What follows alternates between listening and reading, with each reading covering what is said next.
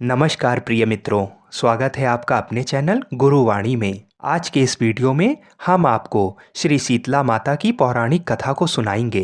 Hindu calendar के अनुसार प्रत्येक वर्ष चैत्र मास के कृष्ण पक्ष की अष्टमी तिथि को शीतला अष्टमी का पर्व मनाया जाता है। ये पर्व माता शीतला को समर्पित होता है, जो स्त्री शक्ति का अवतार हैं।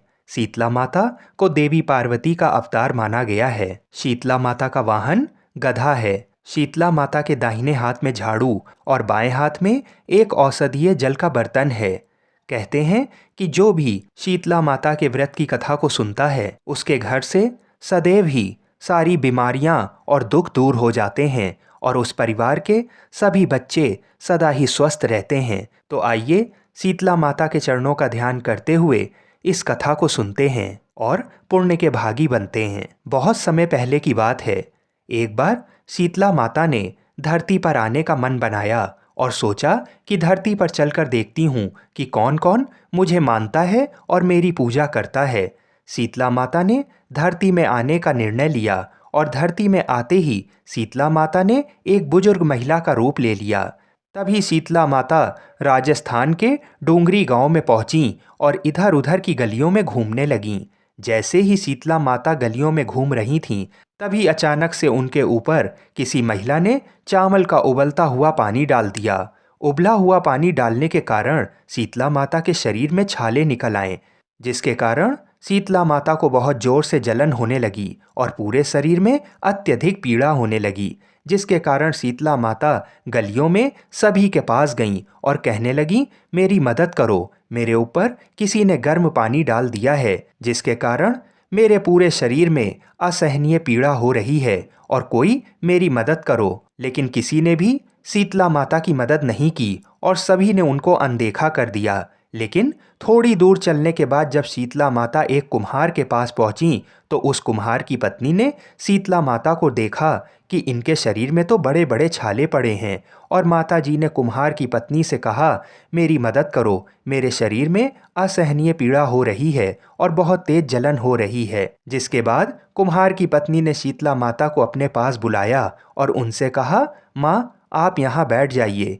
जिसके बाद कुम्हार की पत्नी शीतला माता पर एक मटके से ठंडा पानी डाला, जिससे उनको जलन में थोड़ी शांति प्रदान हुई। उसके बाद कुम्हार की पत्नी ने शीतला माता से कहा, माँ मेरे घर में रबड़ी और दही रखा है जो कल रात का बासी है, आप इसको खा लीजिए। उसके बाद शीतला माता कुम्हार की पत्नी के द्वारा दिए गए बासी भोजन को ग्रहण करती हैं, जिससे उनको दर्द में आराम मिल जाता है। उसके बाद कुम्हार की पत्नी ने शीतला माता से कहा कि माँ आपके बाल तो चारों तरफ से बिखरे हुए हैं, आइए मैं आपके बालों को बांध देती हूँ। जैसे ही कुम्हार की पत्नी ने शीतला माता के बालों को बांधना शुरू किया, तो उसने देखा कि उस बुजुर्ग महिला के पीछे भी एक आँख है, जिसको देखकर कुम्हार की पत्नी बहुत डर गई और वहाँ से भागने लगी।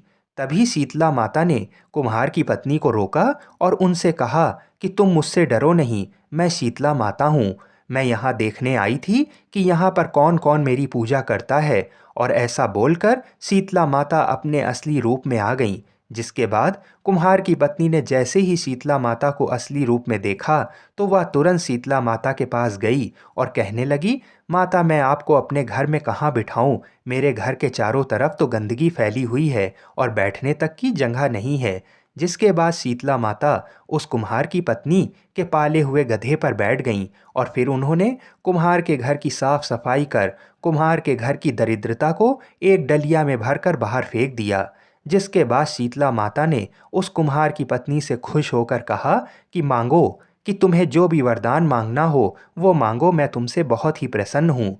तब कुम्हार की पत्नी ने शीतला माता से कहा, माता आप हमें वरदान के रूप में इतना दीजिए कि आप हमारे राजस्थान के डूंगरी गांव में ही निवास करें और जो भी मनुष्य सप्तमी और अष्टमी को आपकी पूजा करे, व्रत रखे और आपको ठंडे भोजन से भोग लगाए, आप उनके घर की गरीबी भी खत्म करें। और जो भी महिला आपकी पूजा सच्चे मन से करे, आप उनको अपना आशीर्वाद दें और सभी लोगों को रोगों से मुक्त कर दें।